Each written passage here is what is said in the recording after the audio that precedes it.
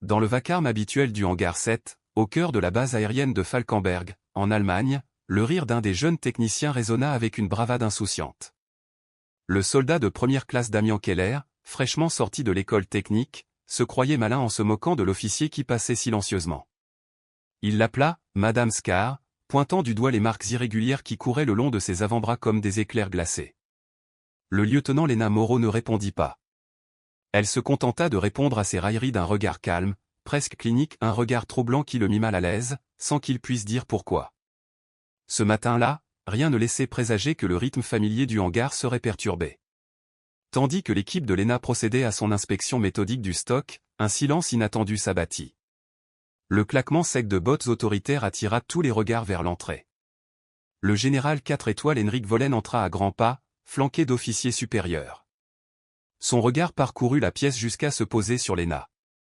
Il s'arrêta, l'air grave, et s'adressa à elle d'un ton plus doux, presque respectueux. « Fantôme, c'est bien toi. » Ce seul mot, murmuré comme un secret interdit, figea l'atmosphère. Des murmures parcoururent les rangs. « Fantôme, le spectre, un nom de code insaisissable, prononcé uniquement dans les légendes feutrées des unités d'élite. » Puis, à la stupéfaction générale, le général Vollen lui fit un salut militaire complet, un honneur réservé aux plus décorés, jamais à un simple lieutenant. Un silence pesant comme du béton s'installa à nouveau.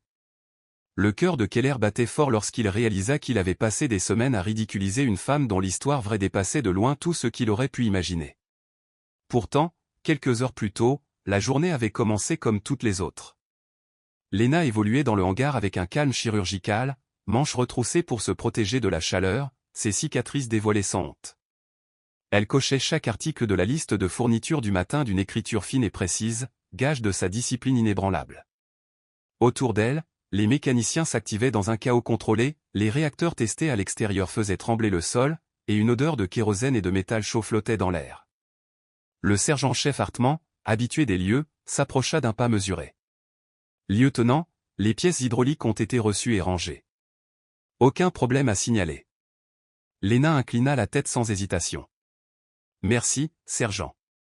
Continuez comme ça. » Leur échange était routinier, mais un silence passa entre eux, une reconnaissance silencieuse que Keller, observant de loin, ne parvenait pas encore à déchiffrer. Incapable de se retenir, Keller se pencha vers ses amis et murmura « Regardez le lieutenant Scar. Qu'a-t-elle fait? Elle a plongé ses bras dans des barbelés. » Ses compagnons ricanèrent, leur coup mesquin, assez bas pour rester dans les limites, mais assez fort pour blesser.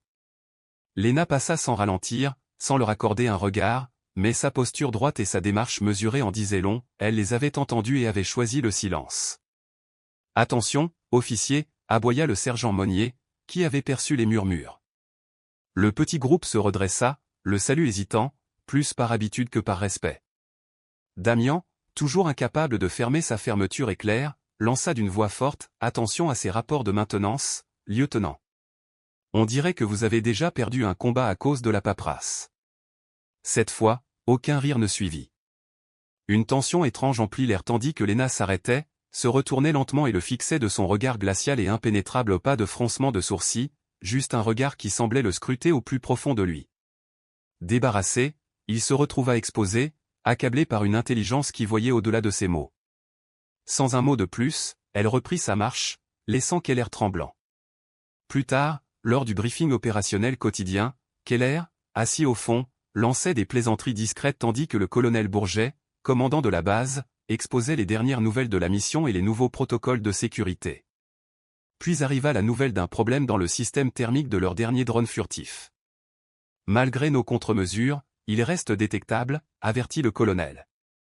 Avant qu'il ait pu terminer, Lena prit la parole d'une voix douce et posée. « Monsieur, si vous me le permettez, réorienter le collecteur d'admission réduirait considérablement sa signature thermique. Nous avons testé cela sur un prototype antérieur, et les plans indiquent une compatibilité totale. » Un silence stupéfait s'abattit. Le colonel Bourget fronça les sourcils, puis hocha lentement la tête. « Lieutenant, vous avez tout à fait raison.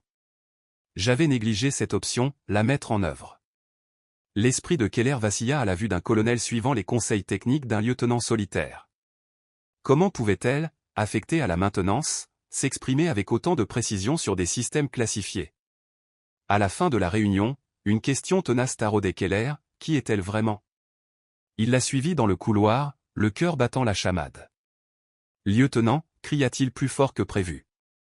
Elle marqua une pause, se retourna, l'expression aussi indéchiffrable que jamais. De près, ses cicatrices semblaient témoigner d'un passé bien plus douloureux que n'importe quel accident d'atelier. Soldat Keller, répondit-elle d'un ton neutre. Il s'efforça d'avoir l'air confiant, mais sa voix le trahit. Je pourrais vous montrer quelques astuces pour éviter les accidents avec le matériel. Il leva un bras comme pour illustrer son propos, mais elle recula avec une précision étrange et fluide, non pas de la peur, mais la grâce de quelqu'un entraîné à esquiver les menaces invisibles. J'apprécie l'offre, dit-elle sur le même ton, mais je peux me débrouiller seule. À cet instant, un pilote expérimenté passa devant Lena et la salua non pas comme une collègue lieutenante, mais avec la déférence réservée qu'on accorde à un supérieur. Madame, dit-il simplement. Keller fronça les sourcils devant ce malaise qu'il ne pouvait expliquer, ses gestes posés, le ton respectueux des vétérans, ses cicatrices autant de preuves d'une histoire qu'il était loin d'être prêt à comprendre. Je voulais juste aider, madame, balbutia-t-il en essayant de se reprendre. On dirait que quelques conseils pourraient vous être utiles pour éviter d'autres blessures. Il aurait dû s'arrêter là. Au lieu de cela, il en fit trop. Lena le fixa d'un regard bien plus troublant que furieux et une appréciation silencieuse qui tranchait sur sa bravade. La sécurité est importante, répondit-elle doucement, tout comme savoir quel combat en vaut la peine et quand il est plus sage de s'en aller. Sur ce, elle fit demi-tour et reprit son chemin, laissant Keller aux prises avec la vérité qu'il venait d'entrevoir. Elle tenta de l'éviter, puis se retourna et s'éloigna. Il resta figé, la confusion tourbillonnant dans son esprit, la gorge serrée par une sensation qu'il n'avait jamais connue auparavant, la honte. Une honte froide et lancinante qui commençait à s'infiltrer dans chaque recoin de sa confiance mal placée. Derrière lui, la voix aigre du sergent-major Lemoine perça le brouillard. « Tu joues avec le feu, Keller. » Le jeune soldat sursauta et ouvrit la bouche pour protester, mais Lemoine secoua la tête, le regret limpide dans ses yeux. « Tu ne comprends pas encore à quoi tu as affaire. Tu ferais mieux d'arrêter avant d'en payer le prix. » Keller voulut répliquer, mais quelque chose dans le regard de Lemoine le fit taire. Le lendemain, une agitation inhabituelle se produisit, une inspection surprise menée par un officier supérieur du commandement de l'Europe du Nord. Au centre des opérations, toutes les ressources disponibles furent mobilisées pour remettre les lieux en ordre. Malgré ses réticences, Keller se vit confier la préparation de la salle de conférence, alignement des chaises, classement des dossiers, test du projecteur. Je n'ai pas étudié les systèmes de propulsion pour redresser les dossiers, marmonna-t-il d'une voix forte, sans se soucier de qui l'entendait. Puis Lena entra. Elle se dirigea vers son poste, à quelques mètres de là, et, sans un mot, commença à vérifier les systèmes logistiques du hangar avec sa précision habituelle. Keller ne put résister. Voici Madame Scratch, de retour pour une nouvelle aventure palpitante dans le monde merveilleux de la paperasse. Quelques rires hésitants parcoururent la salle, mais l'ambiance avait changé, ses amis ne le suivaient plus. Keller, hurla-t-il, saisissant le moindre prétexte pour attirer l'attention, assure-toi que tes rapports soient impeccables aujourd'hui. On n'a pas besoin d'un autre incident de maintenance.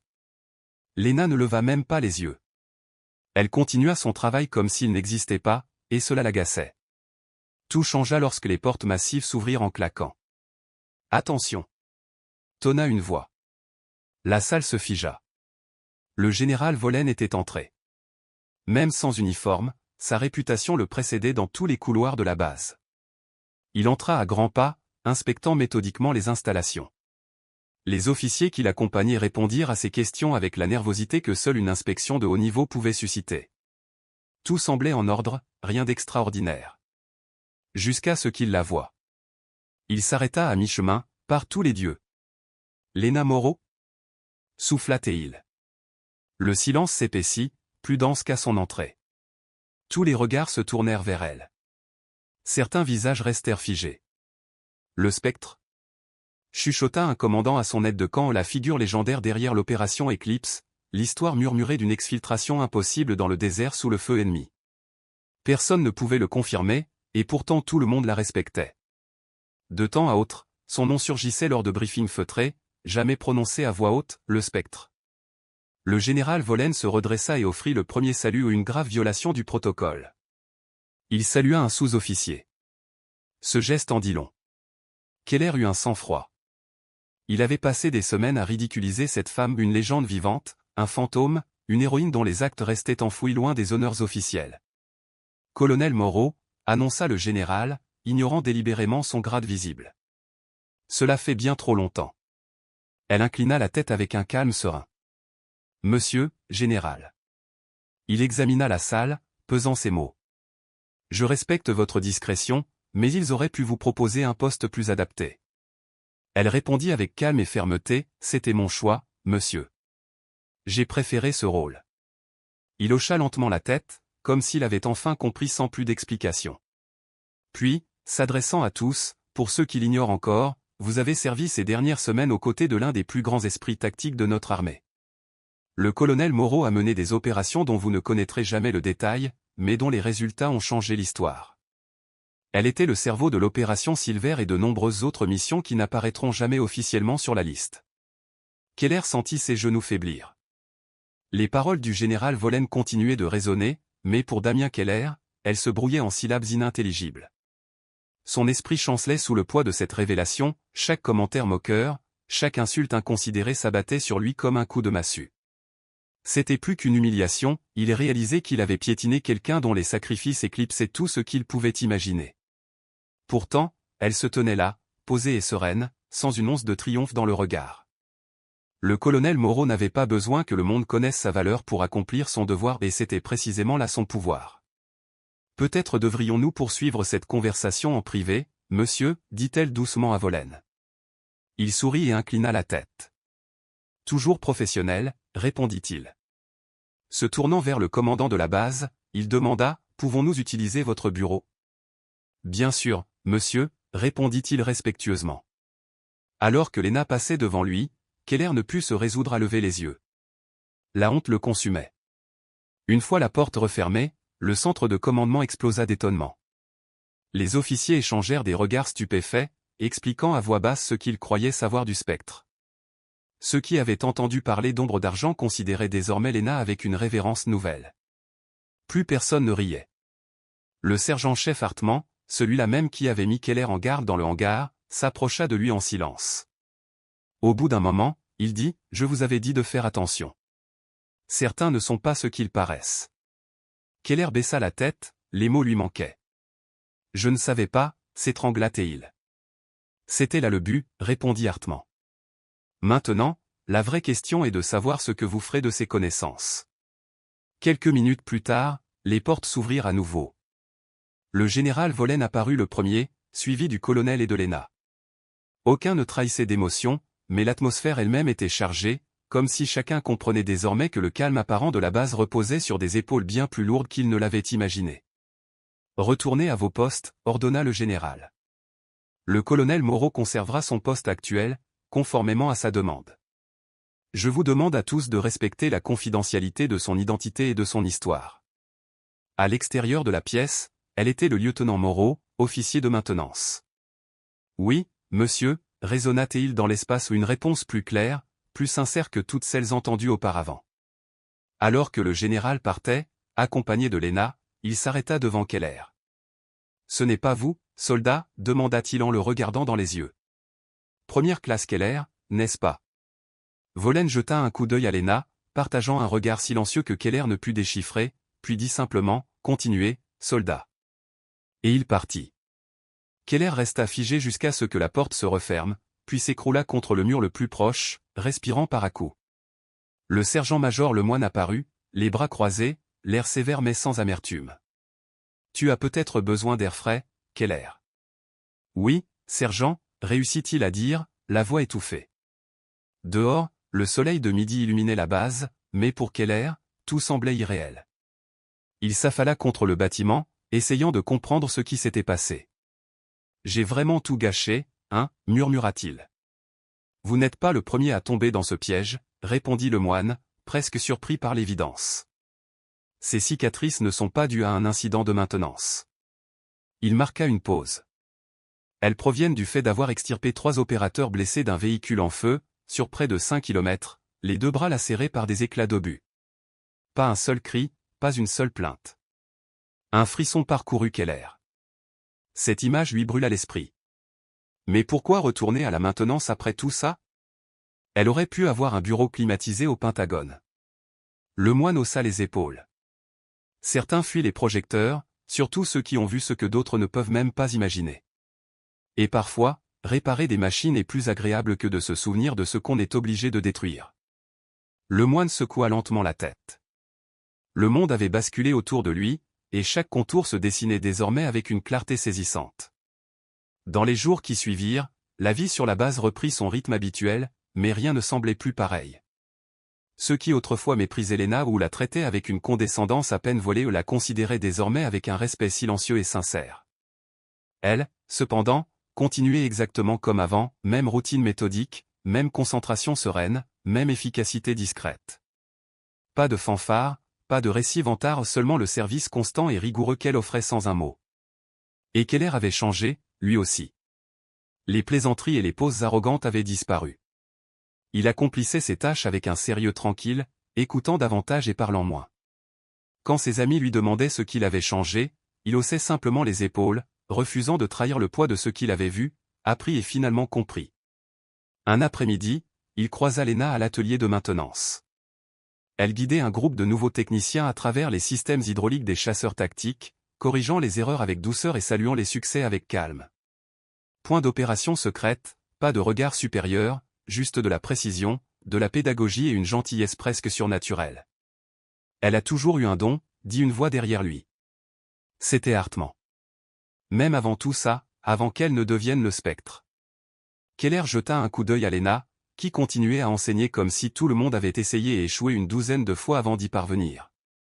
Hartmann ajouta doucement, je l'ai rencontrée pour la première fois à son engagement. Elle avait déjà ce don, anticiper les pannes avant qu'elles ne surviennent, anticiper les ennuis. Plus tard, elle a fait de même avec les mouvements ennemis, lisant le champ de bataille comme un manuel de maintenance. Keller comprenait maintenant, et il sentit quelque chose en lui se réparer lentement, irrévocablement. La vie à Falkenberg prit son nouveau rythme.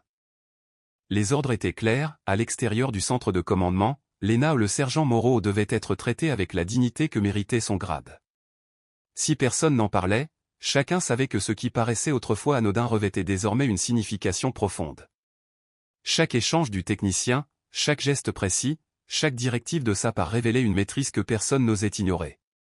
Keller lui-même continua de se transformer. Il travaillait plus dur, parlait moins, écoutait davantage. Il réapprit ce que signifiait être soldat, cette fois avec humilité. De temps à autre, il passait devant les avions de transport et échangeait de brefs hochements de tête avec les agents de la haine. Leurs interactions, autrefois tendues, étaient désormais empreintes de respect. 2 semaines après la visite du général, Keller se retrouva seul dans le hangar principal, aux prises avec un panneau de diagnostic récalcitrant. Il jura dans sa barbe, tira sur les fils, puis se calma et réessaya. Après une longue heure de silence, le système ronronna. Il s'autorisa un petit sourire de soulagement. Bon travail, lança Lena de l'autre côté du hangar. Ces panneaux sont parmi les plus capricieux. Merci, madame, répondit-il en hésitant avant de demander, puis-je vous demander quelque chose? Elle s'approcha lentement, s'arrêtant à distance respectueuse. Il prit une inspiration. Certains vétérans parlent de l'opération Silvrad toujours à voix basse, sans jamais donner de détails ou juste que c'était impossible. Lena le regarda un instant, l'air indéchiffrable. Tu veux savoir si c'était aussi terrible qu'on le dit? Il hocha la tête, et après une pause, elle dit doucement, le problème avec les missions impossibles, c'est qu'elles le restent jusqu'à ce que quelqu'un les réalise. Après cela, elles sont tout simplement difficiles et un soldat bien entraîné peut gérer la difficulté. Ce n'était pas vraiment une réponse, mais Keller comprenait que c'était tout ce qu'elle pouvait ou voulait offrir. Avant, dit-il doucement, je pensais que les plus grands soldats étaient ceux couverts de médailles, dont les histoires ressemblaient à de véritables films d'action. Et maintenant? Il croisa son regard, sa voix ferme mais paisible, maintenant, je crois que les plus grands sont ceux qui accomplissent ce qui doit l'être sans jamais attendre qu'on le sache. Un léger sourire effleura les lèvres de Lena. Finis ton travail et repose-toi, lui lança-t-elle en jetant un coup d'œil à sa montre. Oui, madame, répondit-il avec respect. Il marqua une brève pause, puis ajouta, merci, non seulement pour ce que vous avez fait sur le terrain, mais aussi pour tout ce que vous faites ici, chaque jour. Surprise, elle s'arrêta un instant, inclina la tête en signe de reconnaissance, puis se fondit dans l'ombre du hangar. Les jours suivants, Lena poursuivit son entraînement des nouvelles recrues avec la même rigueur et le même calme imperturbable. Elle corrigeait les erreurs sans jamais humilier personne, illustrant chaque consigne sans jamais dominer, et ne parlait jamais de son passé. Pourtant, chacun de ses gestes, sa posture droite, sa précision millimétrée, la confiance tranquille qui émanait d'elle racontait les batailles qu'elle avait déjà remportées. Un jour, remarqua Hartmann en l'observant enseigner, je pensais que les soldats les plus bruyants étaient les plus impressionnants. Maintenant, je comprends que les vraies légendes sont celles qui se taisent. Plus tard, Keller passa devant le centre de commandement et aperçut, à travers la fenêtre, Lena penchée sur des cartes et des diagrammes avec le colonel Dervaux. Leur conversation feutrée vibrait d'un respect mutuel qu'aucun grade ne pouvait acheter. À cet instant, Damien Keller comprit qu'il ne connaîtrait jamais toute son histoire. Il n'apprendrait jamais les noms des soldats qu'elle avait sauvés ni ceux des ennemis qu'elle avait affrontés. Mais il avait découvert une vérité plus précieuse, la véritable force ne recherche pas la lumière. Les plus grands héros avancent dans l'ombre, accomplissant leur devoir jour après jour, sans attendre ni gloire ni reconnaissance, car le véritable courage brille de lui-même.